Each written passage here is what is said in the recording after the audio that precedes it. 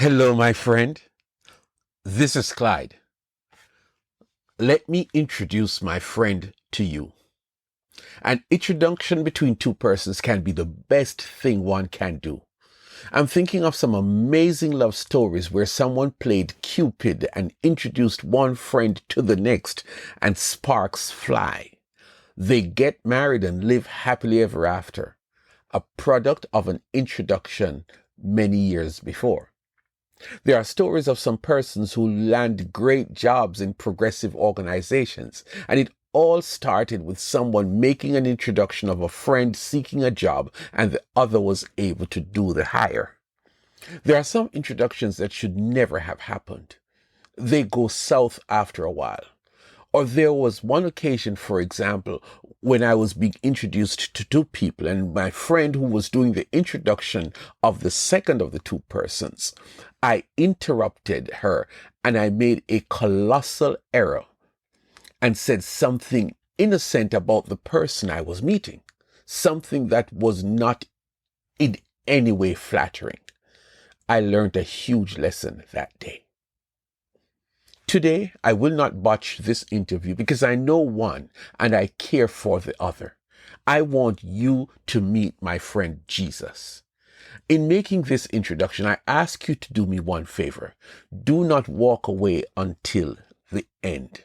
Can I just start off by reciting the opening verse of an old song? I found a friend in Jesus. He's everything to me. It is my honor and sheer delight to introduce to you my dearest friend, and his name is Jesus. I can hear you softly say, I have heard about Jesus before, some great things and some unkind things, but I tell you the source of the information is sometimes unquestionable. But trust me when I tell you that without fear of contradiction, there is no secret about who Jesus is. Jesus is love. I know that sounds funny, but it is true. Jesus is love, and his Father and him, they are one, and you have to hear this. God is love. Whoever lives in love lives in God, and God in them. Jesus practices love. He exudes love. He is love.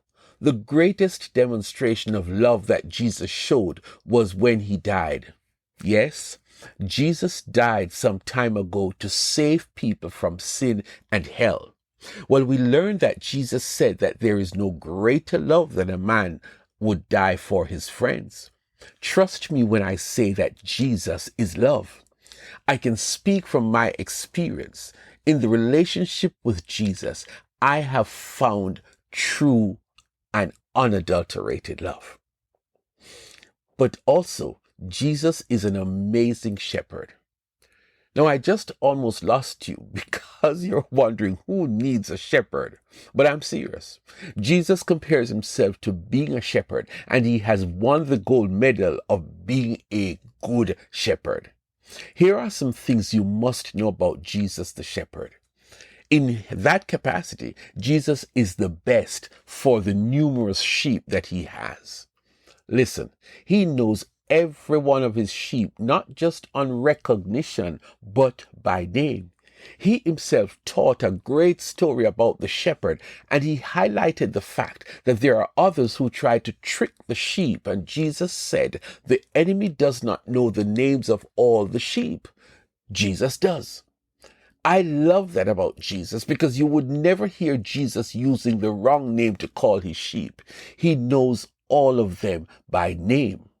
But here's something else about the shepherd, and he states this very categorically to every one of his sheep. He says that there is a thief, a renowned thief, who always tries to steal or to kill or to destroy the sheep. And how does Jesus take care of that? He says, I am in the life of my sheep that they may experience abundant life. You don't need anything else when you're thinking of Jesus as a shepherd. A third thing about Jesus is that he is protective about his sheep. Sheep are not aggressive, and they are not good at defending themselves against predators. In fact, sheep are trusting and are known to follow people who are not their shepherd. Jesus knows that, and he takes on the role of protection over his own. In fact, it is practical to describe it as a comprehensive, extensive, unending form of protection. Let me share with you some aspects of his protection that he provides for his people from a popular piece of poetry in Psalm 91. I will say of the Lord, he is my refuge and my fortress, my God in whom I trust. Surely he will save you from the fowler's snares and from the deadly pestilence. He will cover you with his feathers, and under his wings you will find refuge. His faithfulness will be your shield and rampart. You will not fear the terror of night, nor the arrow that flies by day, nor the pestilence that stalks in the darkness, nor the plague that destroys at midday. And as if that were not enough, he has some agents called angels. These are heavenly beings that serve as a military force. They operate at Jesus' command. Now I have to tell you that you cannot see them. You don't even get a chance to talk to them. But it is a daily, round-the-clock activity that angels are assigned to guard you as long as you are his child. You heard me use the word military, and that was not figurative. That was deliberate. Allow me to share one example, probably my favorite example. You might well know the permanent relationship that God has with Israel dates back to thousands of years. Well, sometime in their history, an army, the Assyrians, led by a powerful and ruthless king, were about to attack them. This was a classic case of the symbolic relationship between Goliath and David, meaning the army of Judah was nowhere as strong as the Assyrians. Well, the king of Judah, his name was Hezekiah, turned to God and asked for a miracle. You heard me.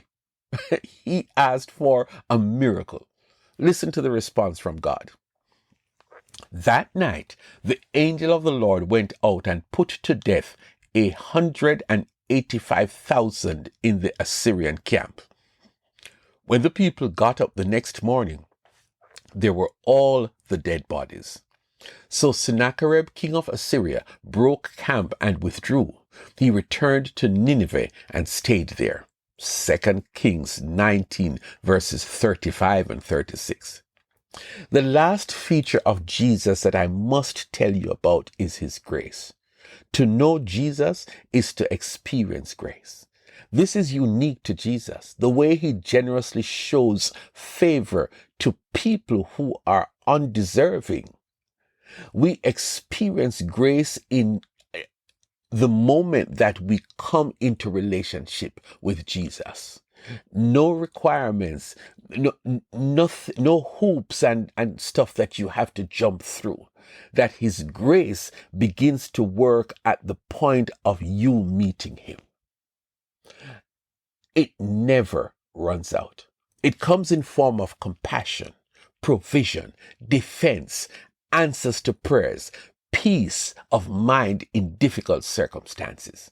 The best way to describe the Jesus grace is that it is sufficient for every single person and sufficient for every single situation as long as you're in relationship with Jesus.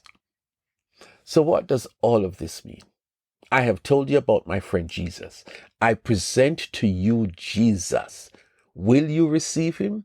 Will you accept him as your friend too and get to enjoy what I have been enjoying since Jesus became my friend? It only takes a prayer, a request from you asking him to come into your life and make you a child of God. It will be the best thing you could ever experience.